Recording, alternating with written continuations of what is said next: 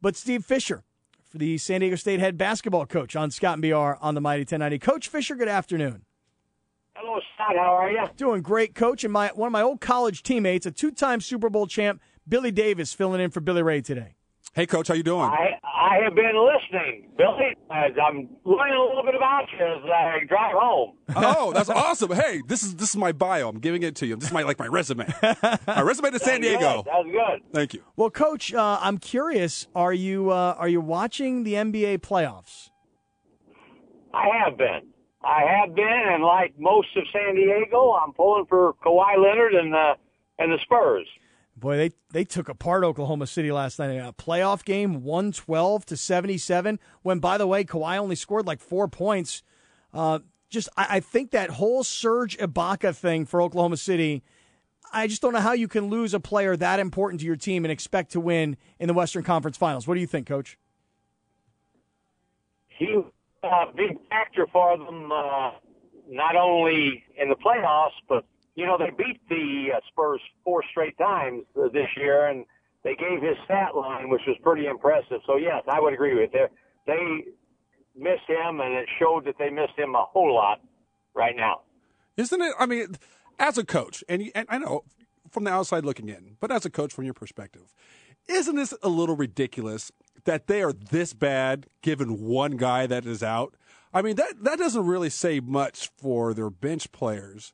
Because I just can't see how one guy, and he's not the MVP, and he's not even the guy that they talk about all year. He's the Serge Ibaka, who's, he's never even considered the third guy, the third wheel there. I mean, he's kind of an afterthought. I know, but is he a big man coach inside? Is it surprising that one guy leaves the lineup and things get like this? 35? The ripple effect of losing a player, a really good player. And he's a guy that's a very athletic, big man, and he could guard multiple spots. I agree with what you're saying, though. There's absolutely no way that you should lose by 35 points when you have Kevin Durant and Westbrook and some of the others. But it can happen, and it usually snowballs and happens on the road more so than home. I heard them talk. They're referring to 2 years ago when they were 0-2 to start and beat San Antonio in the 7-game series. So you never know. They're going back to Oklahoma City, but they looked like they didn't have a chance the way they played last night. Coach Steve Fisher on Scott and BR on the Mighty 1090. Coach, are you surprised at all that Kawhi Leonard has become such a big, important part of the Spurs? I almost look at it like if there was one team I could have handpicked for him and his personality and the players already on the team, maybe this would be it. Are you surprised at all? I think any time you come in, and he's finishing his 3rd year now, and have the success that he's had moving into the starting lineup with a team that's as good as anybody in the NBA, you have to be a little bit surprised. And yet, having had Kawhi with us in our program for 2 years, he's a fierce competitor. He can do a variety of things, and the thing that everybody said he couldn't do, he can do, and that's shoot the basketball now. He can always defend. He's long, and he's athletic, and he can attack off the dribble, and he can rebound. He's added the ability to shoot the basketball, which now has put him at a really, really high level, and he's playing terrific for them. That's right on. Yeah, I got to tell you, the one thing I wish I had from Kawhi is his hands. This guy has the biggest hands I've ever seen in my life. But I got to give you a lot of credit because you know what I'm most impressed with him is his demeanor and his character. Because as good as he is, this guy goes about his business, and it's not like it's dispassionate because, he doesn't have to have all the facial, but he's playing hard. He's fun to watch, but the way he carries himself, and I mean, obviously I don't see him every day off the court, but just the way he carries himself, because I really look at him, I am just really hyper impressed with how he carries himself, and I got to believe that you knew you had a gem there when he was with you. We did. Kawhi's been that way long before us. He's got a wonderful mother who's still values in him. He's painfully quiet, But he never, ever, even in high school, he was player of the year in the state of California. When he played for us, he was a tremendous player. He played. He didn't pound his chest when he scored, and he just competed and played.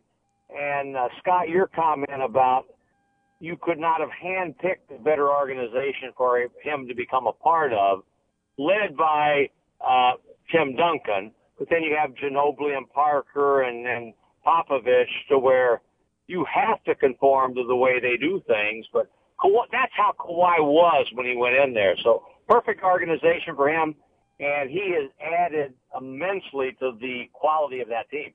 All right, so Steve, I want to ask you about X Thames. I mean, will he become the next guy from the San Diego State program? He was, at the NBA Combine. I saw a lot of social media where there was some buzz around him. What do you make of X's chances to make it in the NBA? Xavier, probably in his own mind, as he started the season, he was focused on San Diego State, but he probably thought, well, my career path will more than likely lead me to Europe. He had as good a senior year as any guard in the country. He was fantastic for us, and he's drawn a lot of NBA attention.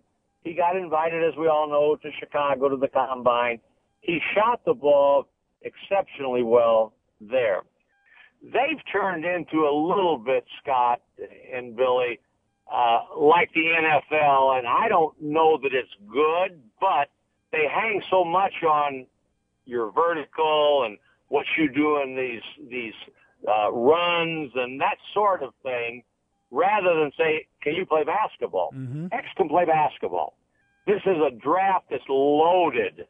So I'm hopeful that he will wind up the third of our group, the fourth really, because Malcolm played, to make it to the NBA, following now and Jamal and Kawhi and Malcolm Thomas.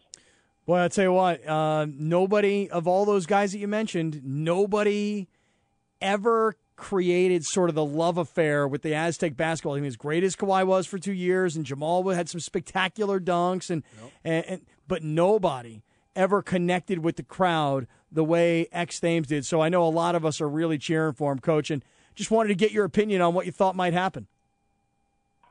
Well, he's going to have a chance to be drafted.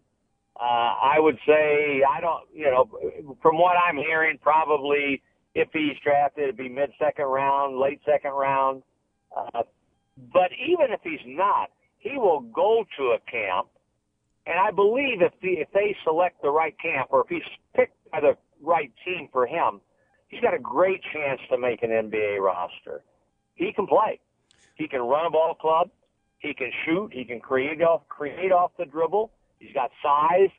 So I'm hopeful that opportunity will present itself. There are a lot of really good players that, for whatever reason, don't quite make it in the NBA. But Xavier Thames has got a chance, and we're all pulling for him for sure. No doubt about that. Coach, great talking to you this afternoon. Thank you very much for just a couple of minutes, and we'll look forward to seeing you real soon. Thanks, Coach.